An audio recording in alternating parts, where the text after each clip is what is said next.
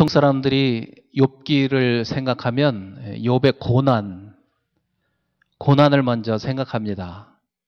그런데 우리가 이 욥기를 묵상하면서 정말 놓치지 말아야 될 아주 중요한 것이 있는데, 그것은 뭐냐면 믿음의 사람으로서 욥의 삶입니다. 믿음의 사람으로서 욥이 어떤 삶을 살았는가?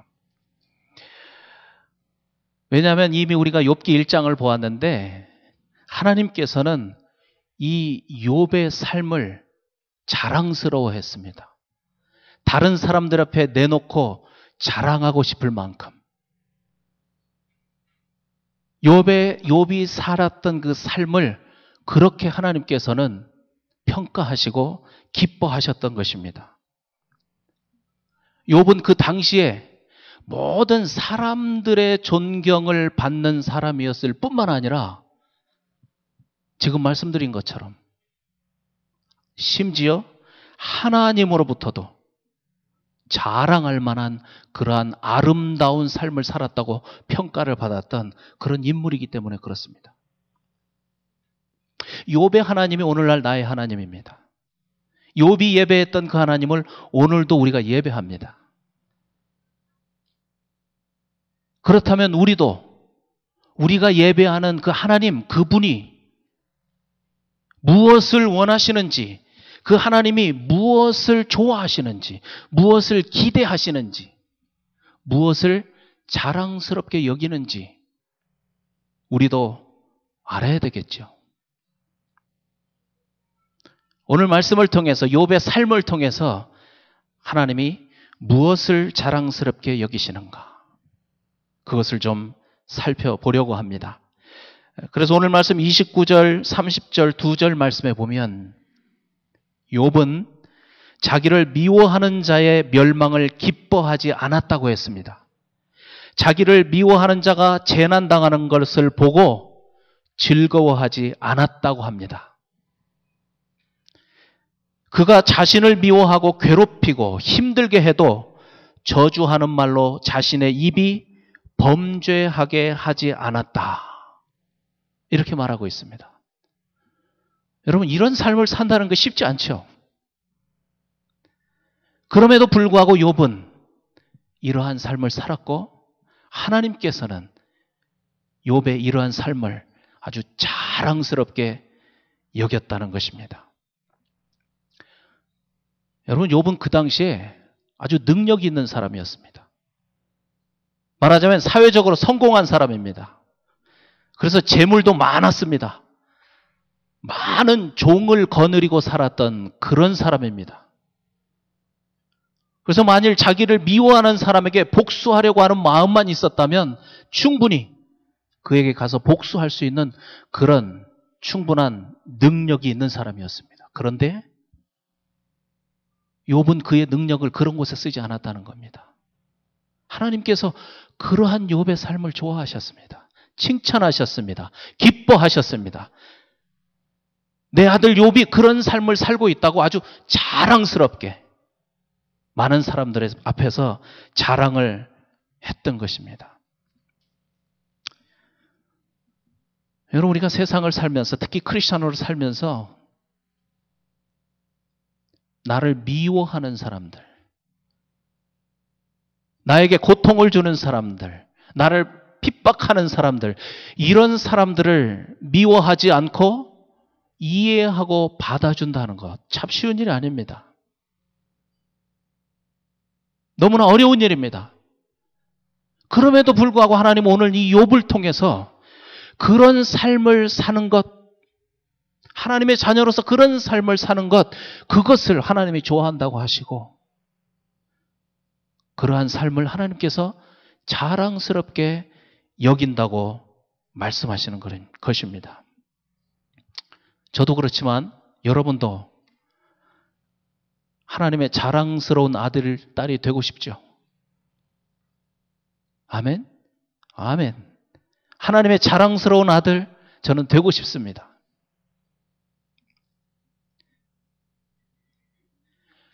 그런데 조금 전 얘기한 것처럼 그런 삶을 산다는 것, 그것이 현실적으로는 어렵다는 것입니다. 쉽지 않다는 것입니다. 그것이 우리의 고민입니다.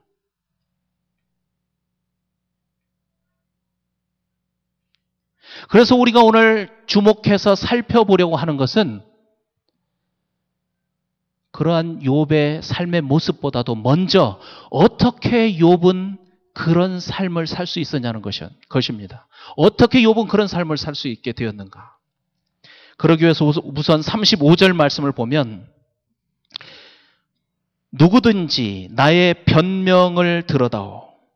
나의 서명이 여기 있으니 전능자가 내게 대답하기를 바라노라. 이렇게 말씀합니다. 이 말씀에 의하면 욥은 자신의 삶을 전능자이신 하나님께서 평가해 주시기를 바라고 있습니다. 욥은 사람의 평가보다도 하나님의 평가를 더 소중하게 여겼다는 것을 알 수가 있습니다. 사람들로부터 받는 인기, 사람들로부터 받는 그런 관심보다도 하나님의 뜻, 하나님이 무엇을 원하시는가 그것에 관심을 가지고 살았다는 것입니다. 그렇다면 또 하나 질문이 있습니다. 어떻게 욥은 그러한 삶의 태도를 갖게 되었냐는 것입니다. 그것이 우리의 그 다음 질문입니다. 이 질문에 대한 대답을 찾기 위해서는 이 욥기의 가장 중요한 욥기 1장 말씀으로 다시 돌아가야 합니다. 욥기 1장 1절에 보면 우스 땅에 욥이라 불리는 사람이 있었는데 그 사람은 온전하고 정직하여 하나님을 경외하며 악에서 떠난 자라. 하나님을 경외하며 악에서 떠난 자라. 욥은 하나님을 경외하는 사람이었습니다.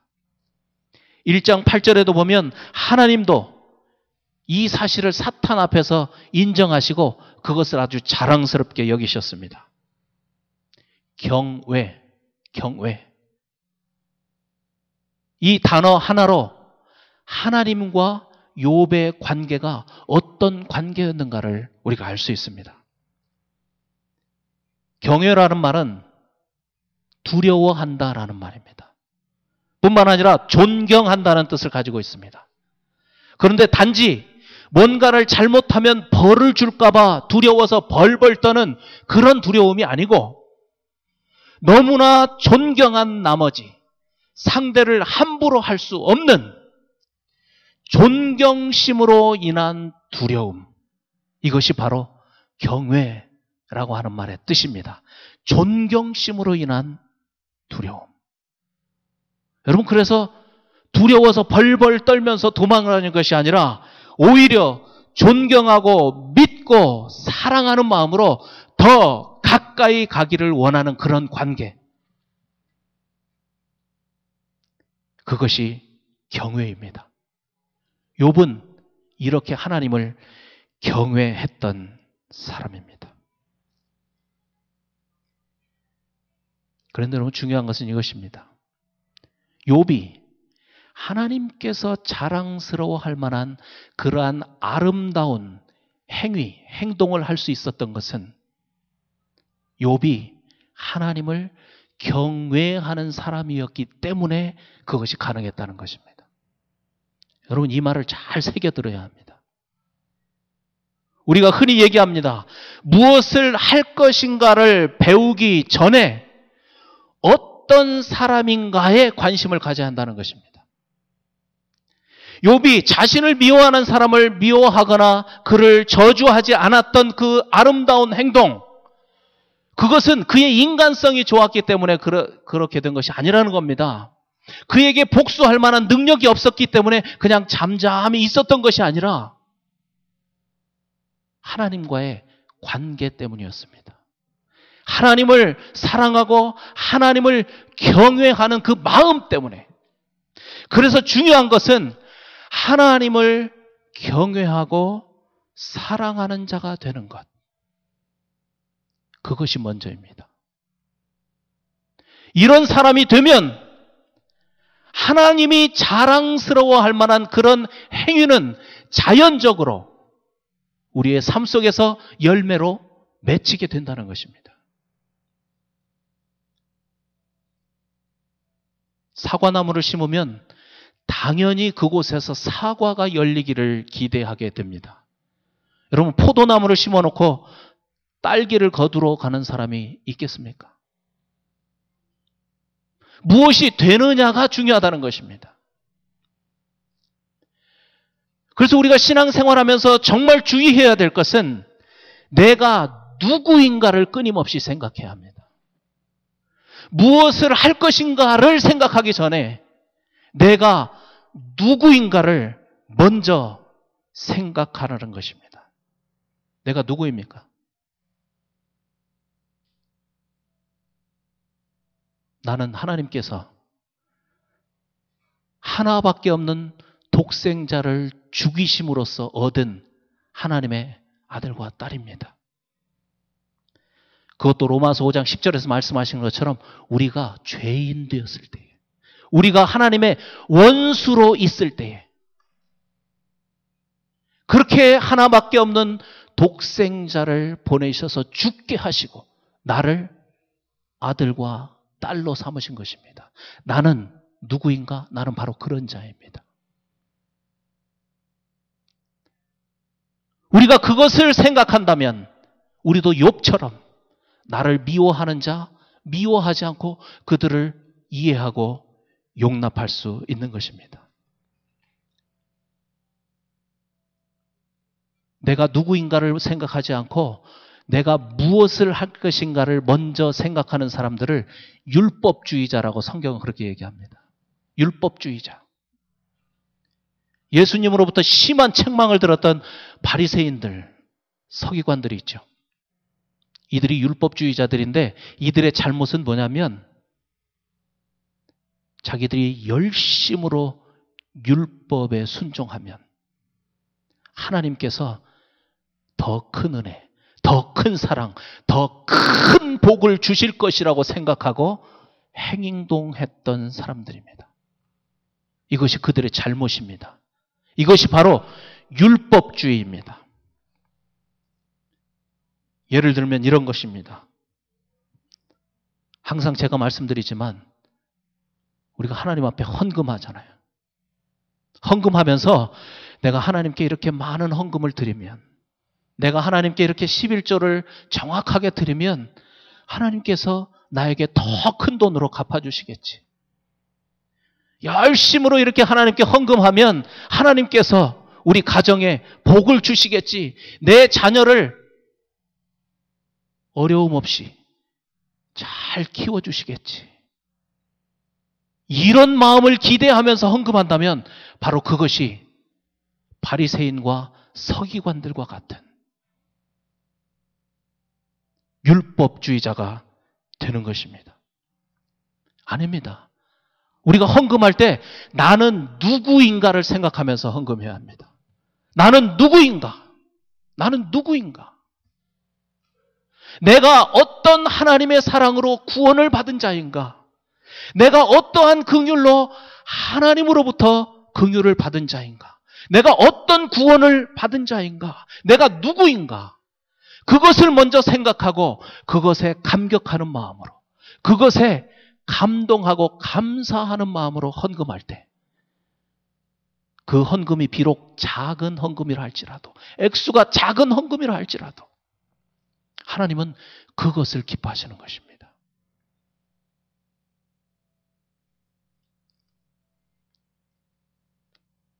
이번에 제가 한국 방문하면서 큰 교회들에게 가서 예배도 드리고 또 하면서 이렇게 주보를 좀 하나 꺼내서 봤습니다.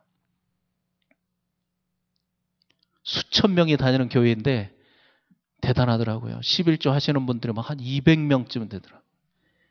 감사헌금 한 150명. 뭐 또 무슨 헌금. 주보에 시커멓게 그 작은 글자로 그 모든 사람들의 이름이 써 있었습니다.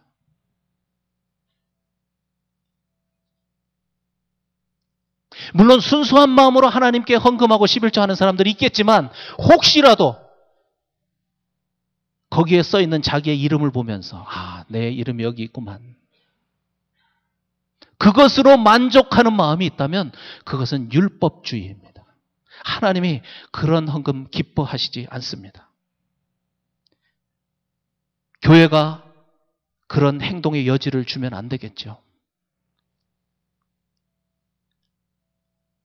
이준행 목사님 대공원 교회로 이렇게 부임하셨을 때 주보를 보니까 헌금자 명단이 쭉 써 있더래요. 그래서 그걸 다 없애라고. 그래서 그 다음 주에 헌금자 명단이 안 나갔답니다. 그 다음 주에 헌금이 반토막 났습니다.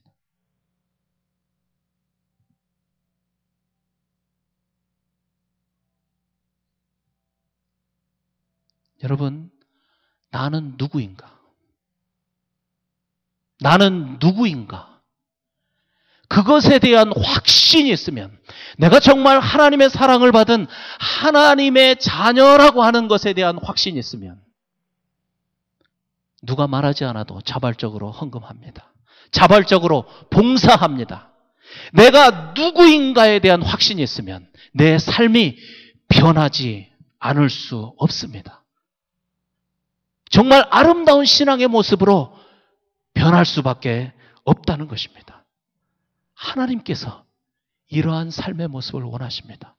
하나님께서 그런 사람들의 삶을 자랑스러워 하신다는 것입니다. 오늘 말씀 31절, 32절에도 보면 욥은 자기의 집에 함께 사는 모든 자들이 함께 고기를 배부르게 먹었다고 말합니다. 주인이라고 해서 혼자 욕심 부리지 않았다는 겁니다. 한국에 가서 보니까 이 비정규직 문제가 참 심각하더라고요. 기업의 주인들이 그렇게 많은 돈을 벌면서도 나눠주기를 싫어합니다. 욥은 심지어 지나가는 나그네를 집으로 불러서 잘 대접하고 잠을 재워서 보냈다고 합니다. 요즘 사람들 얼마나 야근지 모릅니다. 자기에게 유익이 되지 않는 일이라면 절대로 하려고 하지 않습니다. 그러나 욥은 하나님을 경외하는 사람이었기 때문에 그의 삶의 모습이 이렇게 아름다운 것으로 열매를 맺은 것입니다. 하나님께서 바로 이 욥의 삶을 칭찬하시고 기뻐하시고 사람들 앞에서 자랑하신 것이죠. 다시 말씀드리지만 이 욥의 아름다운 행동은 그가 하나님을 경외하는 사람이 됨으로써 나타난 열매라는 것을 우리가 잊지 말아야 합니다. 마태복음 25장 31절부터 끝절까지 말씀을 잘 읽어보면 좀 이해하기 힘든 말씀이 있습니다. 예수님의 말씀인데 예수님께서 재림하시면 모든 사람을 두 그룹으로 나누겠다고 말씀하십니다. 양과 염소를 구분하듯이. 그리고 난 다음에 양의 편에 선자들에게 말씀하시기를 너희가 영원한 나라를 상속할 것이라고 이렇게 말씀하십니다. 그들이 영원한 나라를 상속받는 이유는 뭐냐면 굶주린 자들을 먹였고 목마른 자들을 마시게 하였고 헐벗은 자들에게 옷을 주었고 병든 자들과 옥에 갇힌 자를 돌아보았기 때문에 그렇게 하시겠다고 말씀하십니다. 그 사람들이 질문하죠. 예수님, 언제 우리가 그렇게 했습니까? 그랬더니 예수님이 말씀하셨습니다. 지극히 작은 자에게 한 것이 곧 나에게 한 것이다. 반대로 염소의 편에 선 자들에게 무서운 말씀을 하셨습니다. 너희들은 마귀와 그 사자들을 위하여 예비된 영원한 불에 들어가게 될 것이다. 그 이유는 그들이 세상에 사는 동안 줄일 때 먹을 것을 주지 아니하였고 목마를 때 마실 것을 주지 아니하였고 나그네들을 보면서도 못 본 채 했고 병들고 옥에 갇힌 자들을 돌아보지 않았기 때문이라고 말씀하십니다. 이들도 질문하죠. 예수님, 언제 우리가 그렇게 했습니까? 예수님이 똑같이 말씀하셨습니다. 지극히 작은 자에게 한 것이 바로 나에게 한 것이다. 여러분, 이 말씀을 잘 생각해 보면 마치 선한 일을 많이 한 사람들은 천국에 가고 선한 일을 하지 아니한 사람들은 지옥에 갈 것이다 라고 말씀하시는 것 같습니다. 그런데 여러분, 이 말씀은 그 말씀이 아닙니다. 우리가 분명히 알고 있듯이 천국은 믿음으로 갑니다. 믿는 자가 천국으로 갑니다. 그렇다면 예수님이 왜 이런 말씀을 하셨을까요? 그 이유는 이러한 모든 선한 행위가 다 믿음에서 온 것이라는 말씀을 하고 계시는 것입니다. 믿음으로부터 왔다는 것입니다. 염소처럼 살면서 어떻게 믿음이 있다고 하겠냐는 것입니다. 믿음이 없는 것이죠. 그래서 지옥에 갈 수밖에 없습니다. 정말 내가 믿음의 사람이라면, 정말 내가 믿음의 사람이면 양의 편에 섰던 사람들처럼 그렇게 선한 행위로 삶의 열매를 맺을 수밖에 없다는 것입니다. 그래서 행위가 중요한 것이 아니라 먼저 올바른 믿음의 사람이 되는 것이 중요합니다. 올바른 믿음의 사람이 되면 이러한 선한 행위, 삶의 열매들은 자동적으로 맺히게 될 것입니다. 바로 이런 사람들이 행위 때문이 아니라 믿음 때문에 하나님의 나라를 상속받을 수 있는 것입니다. 여러분, 그래서 이것이 심각한 문제입니다. 그래서 이것이 심각한 문제입니다.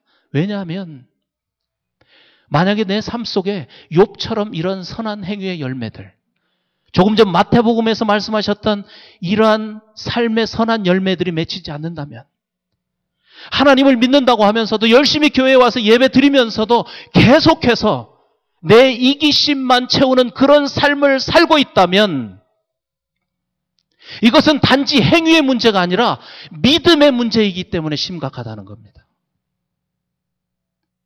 믿음의 문제이기 때문에. 이러한 선한 열매를 맺지 못하는 것은 믿음이 없다는 것을 반증한다는 것이죠. 믿음이 없기 때문에 또한 하나님의 나라를 상속받을 수 없는 그러한 처지에 놓이고 마는 것입니다. 그래서 이것은 행위 문제가 아니고 믿음 문제인 것입니다. 여러분, 그래서 다시 말씀드리지만 항상 우리는 질문해야 합니다. 나는 누구인가? 나는 정말 믿음의 사람인가? 정말 나는 하나님을 믿는 사람인가? 이것에 대한 질문이 끊어지지 않아야 합니다. 만약에 이 부분에서 자신이 없다면 믿음의 베이직으로 돌아가야 합니다. 십자가로 돌아가야 합니다. 믿음의 연수가 몇십 년이 되어도, 내가 어떤 중요한 직분을 가지고 있어도 목사라도 할 수 없습니다. 만약에 이 부분에 자신이 없다면 십자가로 돌아가야 합니다. 하나님께서 어떻게 나를 구원하셨는가? 하나님이 세상을 이처럼 사랑하사, 하나님이 영문이를 이처럼 사랑하사 그 귀하신 독생자를 주셨으니 그 이유는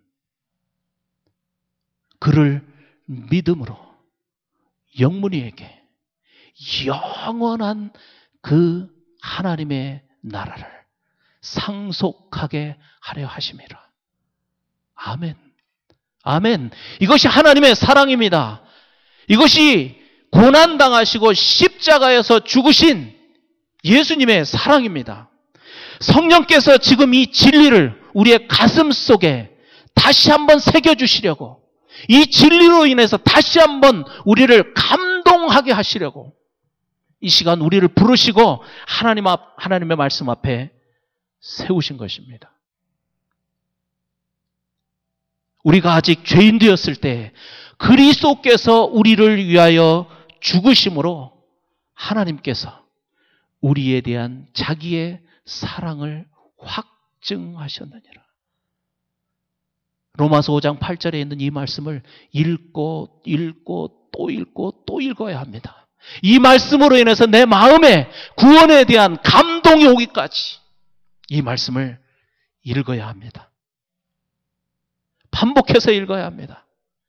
십자가 앞에 엎드려서 내가 하나님의 자녀된 것에 대한 확신을 달라고 하나님 앞에 기도하고 매달려야 합니다. 이것이 우리가 먼저 해야 될 일입니다. 어떤 행동을 배우기 전에, 어떤 행위를 배우기 전에 먼저 이것을 함으로써 정말 내가 하나님의 자녀된 것. 예수 그리스도를 통한 그 구원을 얻은 자인 것에 대한 확신. 내가 바로 그런 사람이라는 것. 그것에 대한 확신을 가져야 합니다. 그렇게 되면 우리의 삶 속에 자동적으로 이 아름다운 삶의 열매들이 맺혀질 것입니다. 욥처럼. 또 우리 믿음의 선배들처럼 나를 미워하는 자를 미워하지 않고 그들이 재난을 당하는 것을 보며 즐거워하지 않고 오히려 그들을 이해하고 오히려 그들을 감싸고 예수님이 말씀하신 것처럼 오히려 원수를 사랑하고 그들을 위해서 기도할 수 있는 그런 마음의 소유자, 그런 행동을 할 수 있는 사람이 되는 것입니다. 지극히 작은 자를 예수님처럼 섬길 수 있는 그런 겸손의 사람이 될 것입니다. 이러한 일들을 억지로 하는 것이 아니라 자발적으로 감사하는 마음으로 기쁨으로 감당하게 될 것입니다. 그러한 열매 맺는 삶을 사는 하나님의 아들, 딸들, 하나님께서 그들을 자랑스러워 하십니다. 자랑스러워 하십니다. 이것이 하나님께 영광을 돌리는 삶입니다. 이렇게 하나님께 영광을 돌리는 삶을 살 때 하나님께서 그런 사람들의 삶을 기쁨으로 충만케 하십니다. 그 축복이 우리 모두에게 함께 하시기를 바랍니다. 그럼 하나님께 기도하시겠습니다.